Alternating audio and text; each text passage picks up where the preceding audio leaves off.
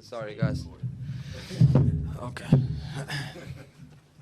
So Jannik, tell us about this new record. You won now 24 consecutive sets in Masters 1000 matches. How difficult was that? Yeah, no, I think most importantly, it's for me to be here. It has been a tournament I've missed, and you know, last week was a great week for me, and now we have already a new one. So quite focused about here, trying to do my best, what I can, and then we see how it goes. Microphone. When you're playing a player you haven't played before, do you approach the match any differently in terms of preparation? No, I tried to watch some clips and some matches he played, and trying to understand also during the game, you know, what works best and what not.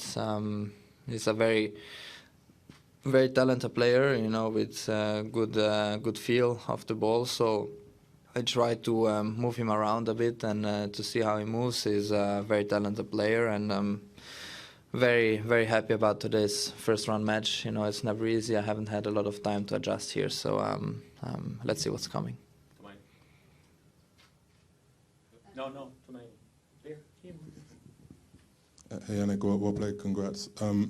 There are some players who are quite hesitant to change their technique. So some say that they're kind of scared to kind of lose what they already have. But you're someone who's improved a lot by constantly making changes and adapting your game. How challenging do you consider that process of changing your service technique or making changes to your backhand? And separately, do you think it's more difficult to change your serve or your ground stroke? No, everything is not easy to change, you know. But I'm someone who wants to be the best version of myself, you know, as a player, and so I'm ready to change a couple of things, even when things are going well.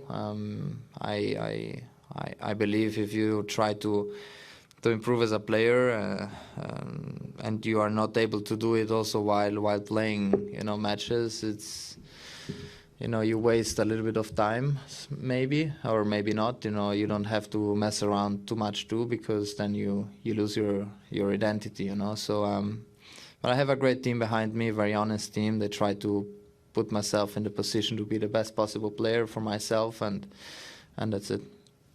What makes Miami special for you compared to other tournaments? Oh, yeah. Well, Miami is a special place. Very unfortunate that I've never played in Key Biscayne. You know, I wanted to see also that part, but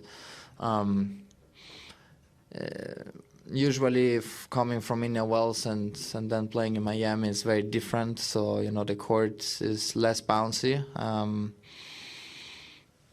Depending also on the temperature, it depends how the ball skips through the court, and I think, you know, for me it suits quite well. I've had great results in the past, and we tried to replicate this year again, but I know that the road is very long. So I'm just happy to go through the first round today, and we try to improve for the next one too. Hi, Jannik. Do you know the player Lily Tagger? Yeah. Yeah. So I talked to her at Indian Wells, and she also has a skiing background, and she actually plays ice hockey as well.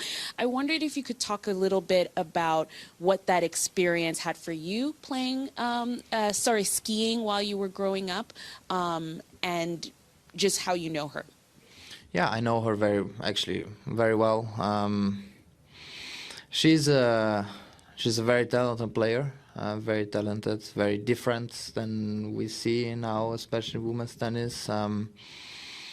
She's someone who likes to play tennis. You know, you see the passion, and I think that's the main thing a player should have. And coming from a background like this, I think it helps you in mentally a little bit, you know. For me, skiing gave me more mentally than maybe, you know, having the balance on the court. I think that's more secondary. Mentally for me was like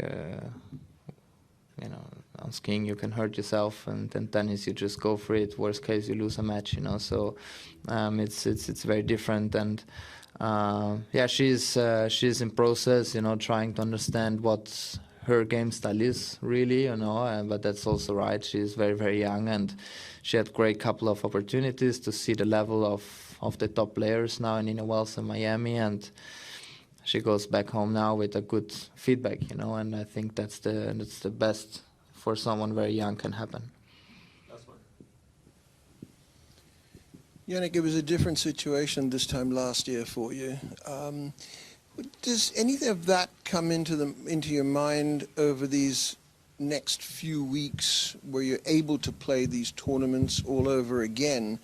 And with that, does trying to get, what's the end goal? Obviously you want to win the titles, but is number one, getting back to number one and gaining these extra points in this period a major objective, or is it just a matter of doing everything you can to get through?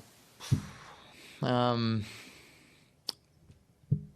me, obviously, I'm not thinking anymore backwards. You know, whatever happened, and I'm here. I've had great success last week. Coming here with a smile on my face and trying to produce, you know, some good tennis, and then we see how things go. Obviously, I know the situation where I am in regarding of points defending. I have 0, so whatever comes in, it's positive. You know, even if you lose. If I would lose next round, nothing happens, you know. So that's good for me. But I try to go day by day, you know. For me, as I said before, the process for me is very important. Being a good tennis player, and I know the things I need to work on. Watching back, also, you know, the last tournament, there are things what I can improve, and we will do that hopefully, and then we see what we can achieve. But I'm aware of where I am as point wise and number 1 and number 2. So, but that's then a consequence of how I'm gonna play, you know. So in any case, until now until Rome, they're just whatever comes is positive, you know. So let's see.